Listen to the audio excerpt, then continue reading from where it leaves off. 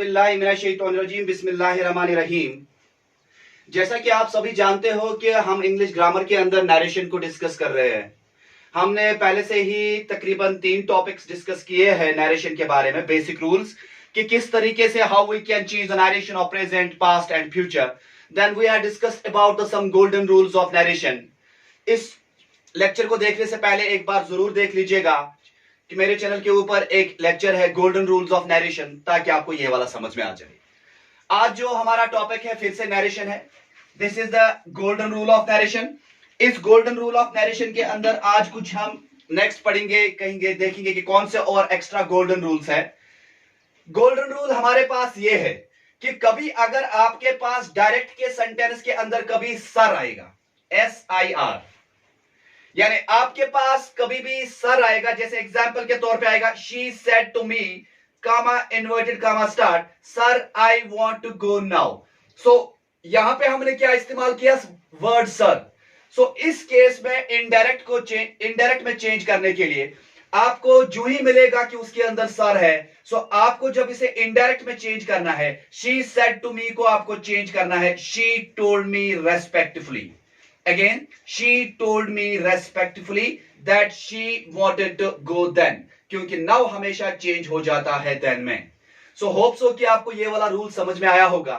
Simple फंडा है, अगर डायरेक्ट के अंदर सर आ जाए उस चीज में आपको क्या करना है, उस केस में क्या करना है, आपको लिखना है she told me respectfully। said to me को चेंज करना है told me respectfully। पहला रूल। दूसरा रूल जो है इसके अंदर वो देख लीजिए, कभी आपके पास नरेशन के अंदर डायरेक्ट में आ जाएगा he said to me no I have not done my work, यानी यहां पे कभी एग्जामिनर इस्तेमाल करेगा no या तो करेगा yes। ये तो 200 रुपए हो सकता है। he said to me yes I have done my work, he said to me no I have not done my work। so इस्तेमाल क्या हो रहा है, या तो no हो रहा है या तो yes हो रहा है। इस चीज को जब भी कभी आपके डायरेक्ट के अंदर नो होगा या यस होगा, उस केस में आपको इस्तेमाल इनडायरेक्ट में चेंज करने के लिए क्या करना होगा, ही सेड टू मी और को चेंज करना होगा he told me in the negative. He told me in the negative, यानी नो के बदले नेगेटिव यहां पे, he told me in the negative that he had not done her work. बाकी टेंस के अकॉर्डिंगली ही चेंज होगा। अगर यहां पे यस होगा तो आपको लिखना होगा he told me in the positive। so yes के समय पे पॉजिटिव और no के समय पे नेगेटिव, बाकी टेंस के अकॉर्डिंगली ही चेंज करना होगा। होप सो कि आपको समझ में आया होगा। उसके बाद याद रखिएगा, कभी कभार आपके पास एक सेंटेंस आ जाएगा she said you are very intelligent। she said comma inverted comma start you are very intelligent। so here we have a problem, the subject is not clear whether the subject is male or whether the subject is female। तो हम क्या करें, हमें ये पता नहीं चल रहा है कि यू कौन है, यानी यू जो है कौन बात कर रहा है, मेल बात कर रहा है कि फीमेल बात कर रहा है।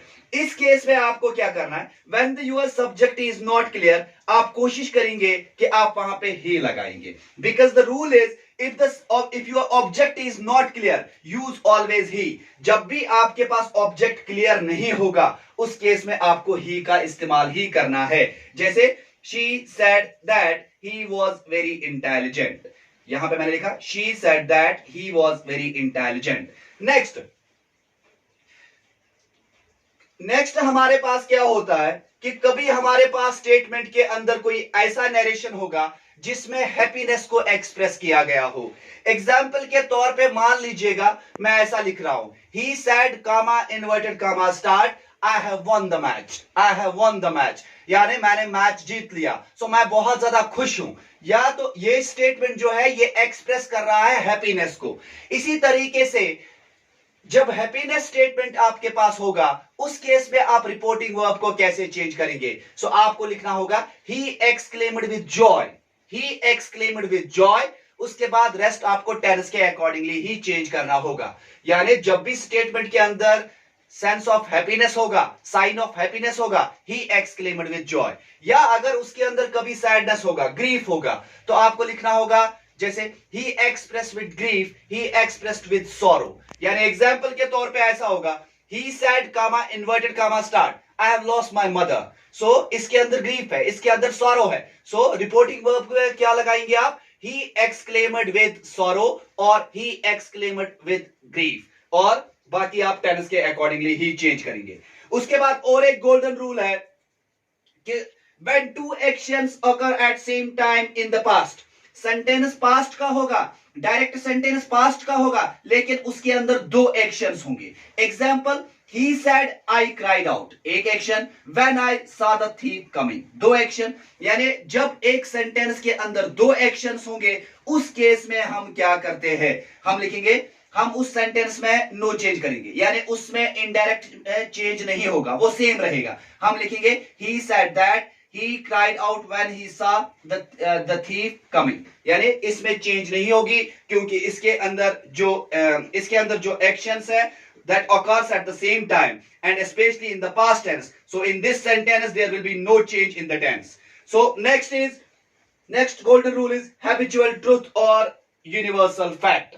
There are some facts जिनको हम डिनाई नहीं कर सकते, यानी वो जो फैक्ट होगा, फैक्ट साइंटिफिकली प्रूव होता है।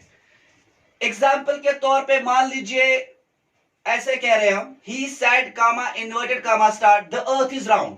Yes, this is a fact, the earth is round. We cannot say that the earth was round. हम ये नहीं कह सकते कि earth जमीन गोल थी। हाँ, the earth is round, it remains the same. So ये habitual fact है। इस केस में आपको no change लिखना होगा, सिंपली लिखना होगा he said that the earth is round. Similarly कभी और फैक्ट की बात होगी, the teacher said comma inverted comma start India got independence in 1947. Yes, it's a truth. India definitely got independence in 1947. It's not any myth, it's not any fable.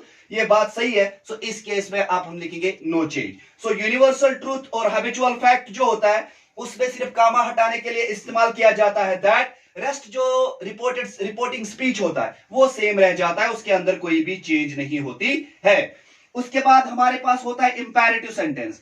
Imperative sentences वो sentence होते हैं जिनके अंदर order होता है, command होता है, advice होता है, रिक्वेस्ट होता है। Now it is up to you, suppose आपके एग्जामिनेशन के अंदर एक नरेशन आ रहा है, आपको खुद देखना है कि उस नरेशन के अंदर ऑर्डर है, कमांड है, एडवाइस है, रिक्वेस्ट है। एग्जाम्पल के तौर पे अगर होगा the master said to his servant, the master said to his servant post this letter. So याद रखिएगा, मास्टर कह रहा है अपने नौकर से, मतलब इसके अंदर ऑर्डर होगा, तो हम लिखेंगे the master ordered his servant.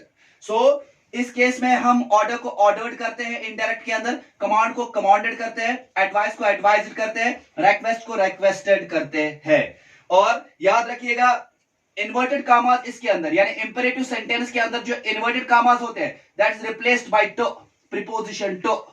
उसके बाद याद रखिएगा कभी कभार क्या होता है, if a sentence express wish और प्रेयर, अगर कभी आपके सेंटेंस के अंदर या तो विश होगा या प्रेयर होगा, said is then changed into wished और प्रेयर्ड, यानी अगर आपके सेंटेंस के अंदर कभी विश होगा, प्रेयर होगा, उस केस में इनडायरेक्ट स्पीच में विश्ड लिखेंगे या प्रेयर्ड लिखेंगे।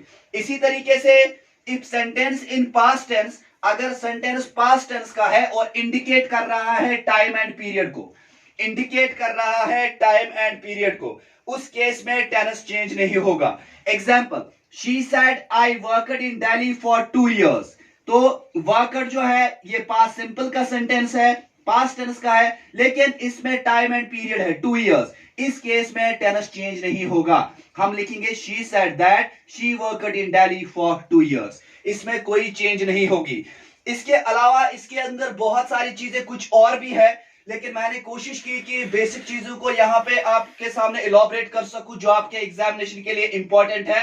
कुछ और चीजें आपके सामने रख देता हूं, जैसे एग्जामिनेशन के अंदर आपके पास आएगा हियर, तो आपको हियर को चेंज करना होगा दिया में, दिस को चेंज करना होगा दैट में। याद रखिएगा, हियर को चेंज करेंगे दिया में, दिस को चेंज करेंगे दैट में, दीज को चेंज करेंगे दोज में, नाउ को चेंज करेंगे देन में, और इसी तरीके से 10 को चेंज करेंगे सो में, टुडे को चेंज करेंगे दैट डे में, टुमारो को चेंज करेंगे द प्रीवियस डे में, और यस्टरडे को चेंज करेंगे द प्रीवियस डे में, टुमारो को चेंज करेंगे नेक्स्ट डे में, लास्ट नाइट को चेंज करेंगे द प्रीवियस नाइट में, और इसी तरीके से अगो को चेंज करेंगे बिफोर में।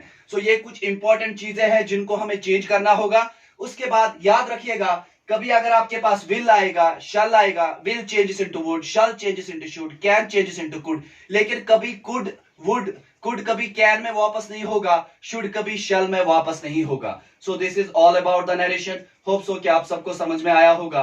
सो इसी के साथ हमने नरेशन आज खत्म कर लिया है। मैंने कोशिश की कि इसके अंदर वो सब चीजों को डिफाइन कर सकूं या एलॉबरेट एक्सप्लेन कर सकूं जो for the examination point of view बहुत ज्यादा जरूरी है।